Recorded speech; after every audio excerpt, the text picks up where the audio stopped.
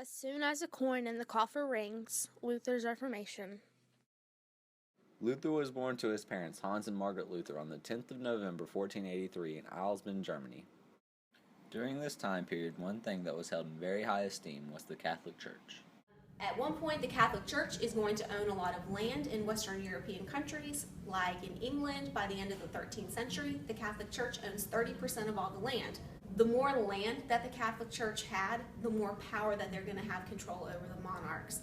Eventually, during the age of absolutism, the rulers are going to rule through a theory known as divine right, where they justified their power, saying that God gave them their power as well as the Catholic Church.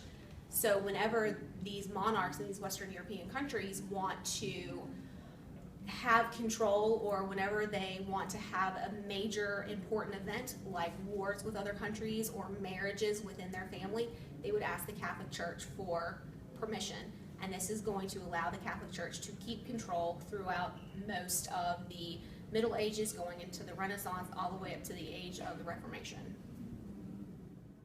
Luther grew up very involved in the church. He served as an altar boy when he was young, and he sang in the choir. In addition to this, he also played the lute for services.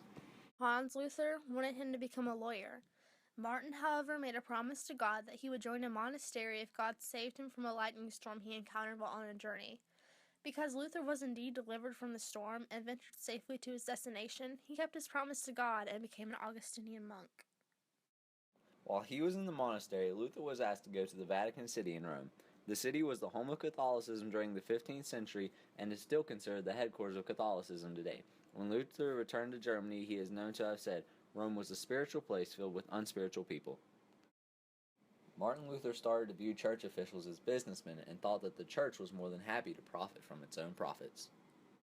The church was indeed very wealthy, but despite its wealth, it did not have enough funds to build St. Peter's Basilica in the Vatican City. So the church began the selling of indulgences. Indulgences were pieces of paper that were advertised to buy time out of purgatory. This was very popular among the Catholic believers because they were eager for this ticket out. The indulgences were especially appealing because they didn't have to be exclusively for the buyer. In fact, the indulgences, as advertised, were able to buy time out of purgatory for the buyer's friends, family acquaintances, and even people that have already died. Johann Tetzel was a man that was well known for selling these indulgences. He was a Dominican friar and was sent by the church to Germany. Tetzel would sing a song as he sold indulgences that went, "As soon as a coin in the coffer rings, a soul from purgatory springs." A core belief that was adamantly held by Martin Luther was that salvation was found sola fide. In Latin, this term means faith alone. Because he held this belief, Luther strongly disagreed with the idea that salvation could be bought through indulgences. When Luther returned to Germany from his trip to Rome, he became a professor of theology at the University of Wittenberg. It was here that he taught students about his beliefs and views on the practices of the church as they were in 15th century Europe. To communicate his views on what he thought was corruption in the Catholic Church, mainly the selling of indulgences, Luther wrote the Disputation on the Power and Efficacy of Indulgences. This writing is more commonly known as the 95 Theses. Luther took his document and nailed it to the doors of the Wittenberg Castle Church. Due to Gutenberg's printing press, copies of Luther's document spread throughout Germany in as little as 2 weeks. I personally do not feel that Martin Luther's intentions were to start a Reformation. I feel that it was more his circumstances allowed for the Reformation. About the same time, there were various technologies that were being developed, such as Gutenberg's printing press, and Luther had the ears of many of his students who were inspired by his words and decided to take those words to a local printing press and then spread his ideas on his behalf. Not necessarily Luther's intent, but it did spark a change in the church that still exists today. The church asked Luther to recant his theses, and he refused. Because of his defiance, Pope Leo X issued a letter that threatened Luther's excommunication from the church on June 15, 1520. 6 months later, on December 10th of the same year, Luther publicly burned this letter. Martin Luther was then excommunicated by Pope Leo X, and he kept publishing his works even though he was excommunicated, and eventually the Holy Roman Emperor Charles V is going to summon him to the Diet of Worms, where he's going to tell Martin Luther to recant his beliefs. Martin Luther refuses, and then he is condemned as a heretic, but before he can be punished, Prince Frederick III is going to save Martin Luther and hide him so Martin Luther can continue his teachings. In response to the Reformation, the Catholic Church established the Council of Trent. This council was intended to review the teachings and practices of the Catholic Church.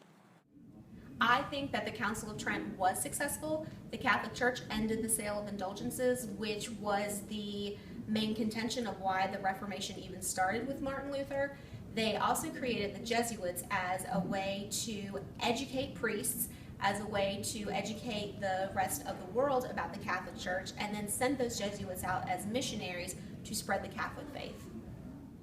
Martin Luther fought the battle of faith versus the world power and finally broke away by organizing a new church that was based upon his Protestant teachings of Christianity. This became known as the Lutheran Church. Lutheranism gained many followers that were mostly German princes. It is still practiced today, and it is one of the many denominations of Protestant Christianity around the world. Martin Luther was able to explore Christianity and the Bible as he came to know them personally. Luther explored a path of defiance against the traditional church that was virtually unheard of at this time. And he was able to reach inside himself and explore what his core beliefs were and truly understand the foundations of those beliefs. Because Martin Luther went against the norm and tradition of this time period, he encountered many hardships. Some examples are his excommunication from the Catholic Church, which he grew up in, and also having to face mockery for his beliefs.